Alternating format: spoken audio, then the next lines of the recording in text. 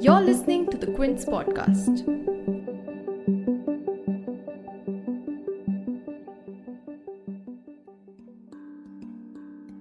India's COVID vaccination drive is marked with all kinds of divides and inequalities. Other than the general shortage in vaccine supply, there's a gender divide, a rural and urban divide. There's also a digital divide that's holding back the country from effective vaccination. In the past 4 months, since the launch of the COVID vaccination program, 1.2 crore more men got vaccinated than women in India, as evident from the CoWin portal. A report on The Hindu also pointed out that an estimation of only 15% of Indian population have received at least one shot of vaccination outside of urban areas, in contrast to approximately 30% of people receiving shots in urban areas. And since the launch of Phase 3 vaccination, the CoWin portal has also come under criticism for excluding the castes and classes which fall on the lesser privileged side of the digital divide. And this problem has been raised by the Supreme Court as well, which asked the government to wake up and smell the coffee. While these divides may look like three individual problems, in some ways, these divides are also interconnected with each other. India aims to vaccinate the entire population by 2021, but has the country's vaccination program overlooked these problems?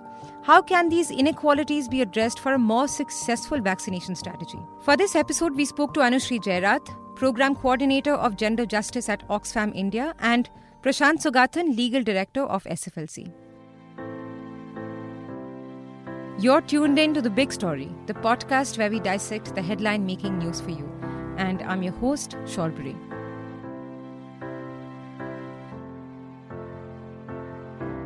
It has been pointed out quite often that the pandemic only deepened the existing inequalities in the country, be it economical, be it health, gender, or education.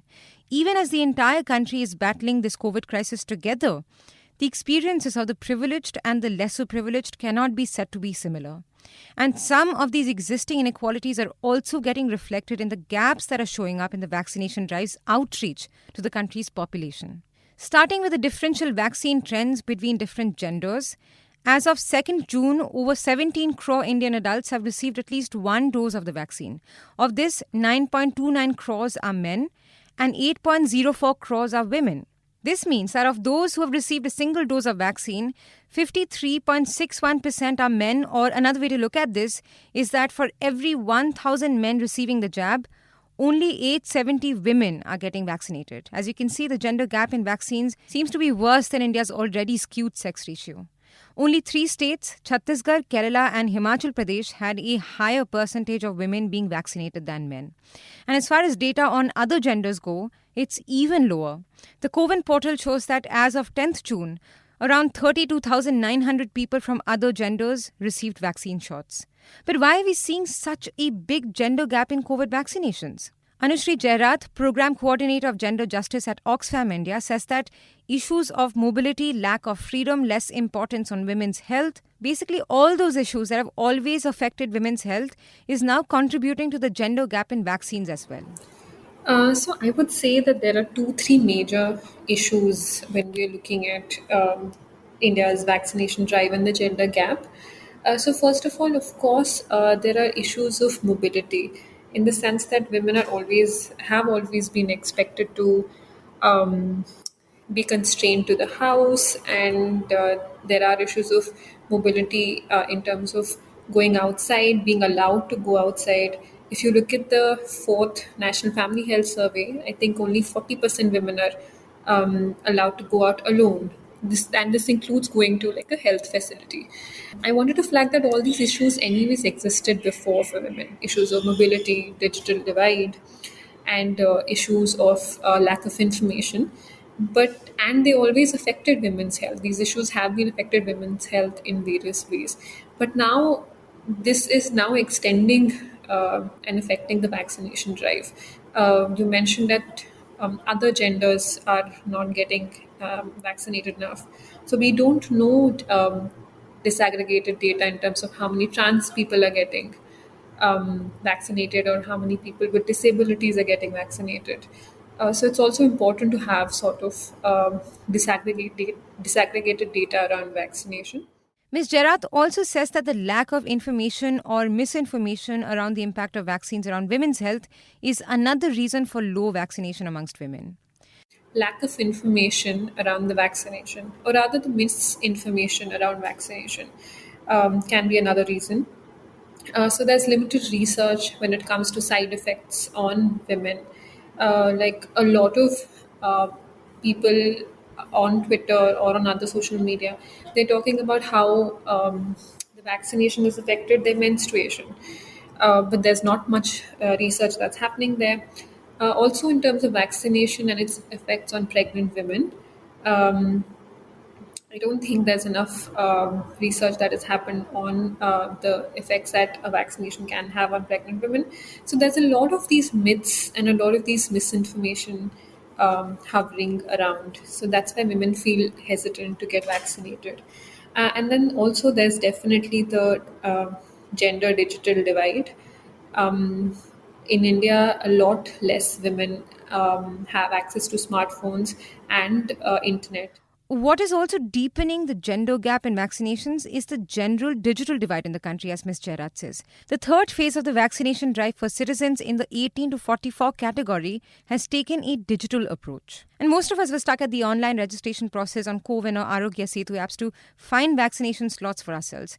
But what is also worth noting is the various levels of digital divides in the country that risk excluding a big chunk of India's population. According to Pew Research Center, as of 2018, 24% of Indians owned a smartphone, and men were 19% more likely than women to own smartphones. Also, the fifth National Family Health Survey released in December 2020 revealed that more than 60% women who were surveyed across 12 states have never used the internet. And less than 3 out of 10 women in rural India and 4 out of 10 in urban India have only ever used the internet. The Quint has also done an in-depth story on this digital and gender divide in vaccination. We've also conducted a survey on vaccine hesitancy in a collaboration with Videolog that showed that 61% of women expressed fear of vaccines compared to 49% of men. Please to check out the story on this episode's show notes if you've not read it. It's also available on the Quint's website. But if you look at the digital divide beyond the lens of gender, there's also caste, class, and rural-urban divides in India's digital approach. The same divides were said to be the shortcomings in India's shift to a technocratic approach to education in the pandemic, and the same divides can also said to be at the core of vaccine inequalities in the country. Prashant Sugathan, legal director of SFLC, a digital rights think tank, which also is challenging the CoWin app in the Supreme Court on grounds of the digital divide in the country, talks about how this divide is excluding swaths of India's population. In India, there is a significant inequity when it comes to access to digital devices and the internet. A study done by Mobile Ecosystem Forum from November to December 2019 shows that the smartphone penetration among users between the age group of 16 to 25 years was 37%.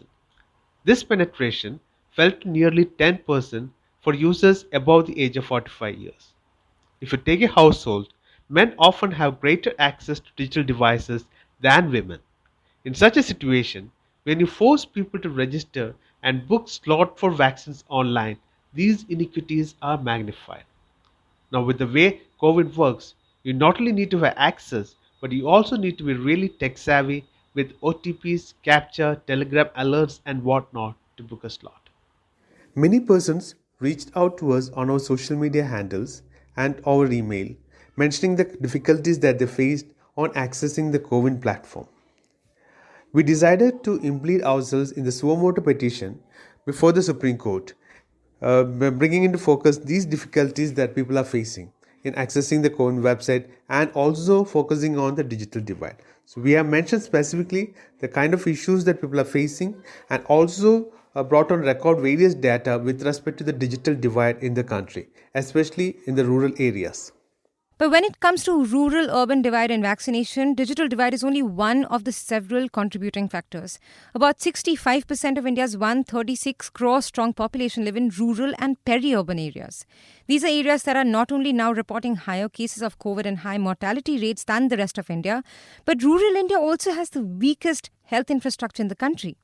There are not enough beds or ICUs or testing facilities or even connectivity, all of which is making a dangerous combination for a COVID crisis. And despite this, the vaccination drive has largely been stunted in rural areas. As I mentioned earlier, a report on the Hindu stated that only 12 to 15% of rural population is estimated to have received at least one dose of the COVID vaccine as of 14th May. In comparison, an estimated 30% of citizens in urban and 19% in semi-urban areas have received at least one shot. And if 7.7% of urban dwellers have received both the doses, approximately only 2.6% of rural residents are fully vaccinated as of 14th May. And amidst this kind of rural-urban vaccine inequity and vaccine hesitancy that's causing low rates of vaccination in rural areas, there's also an inequity in vaccine procurement that's leading to more vaccine shots being accumulated in the urban areas.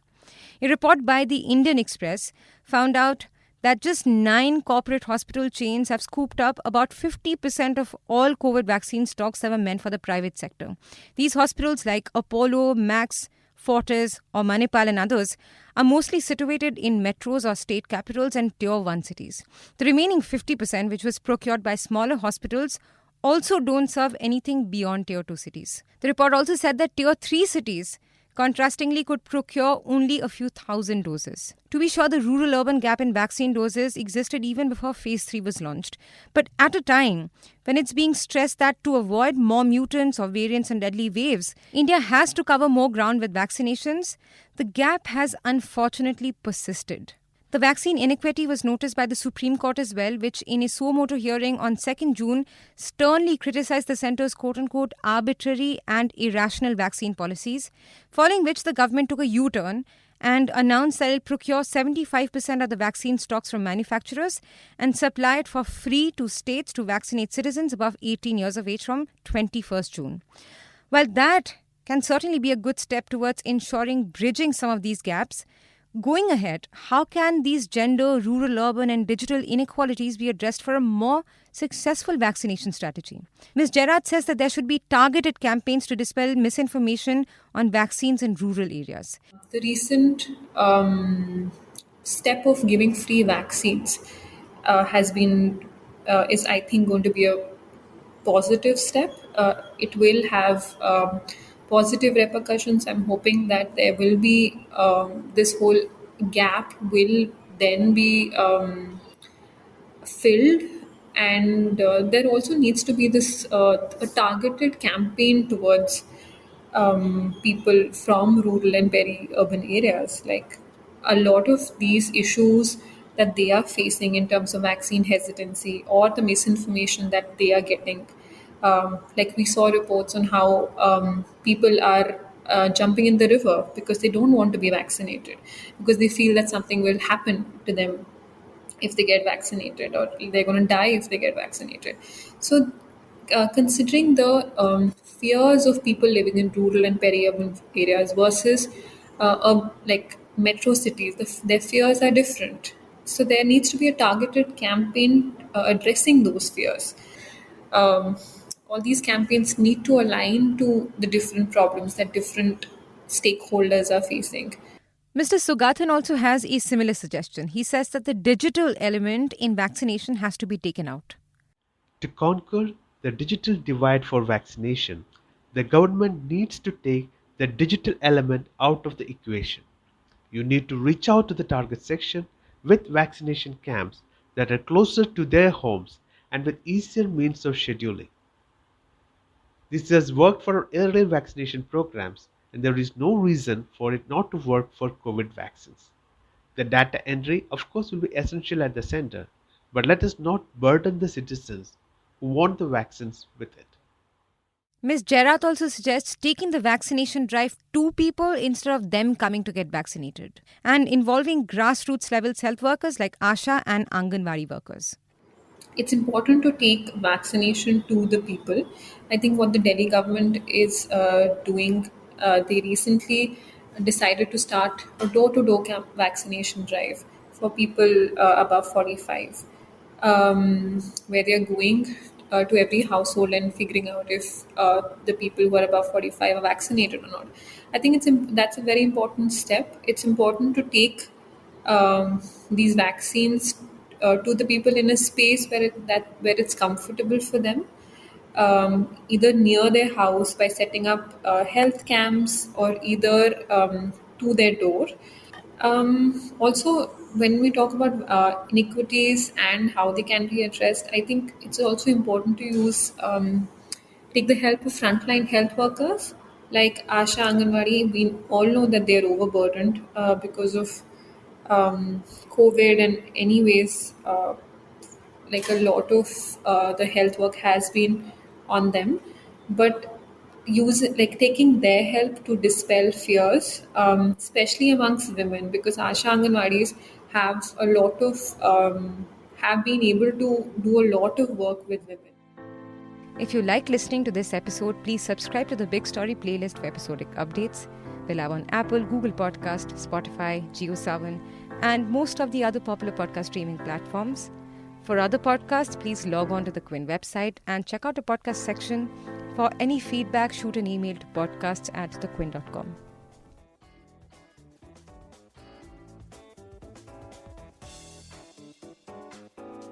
Thanks for listening. Log on to the Quint's website and check out our other podcasts.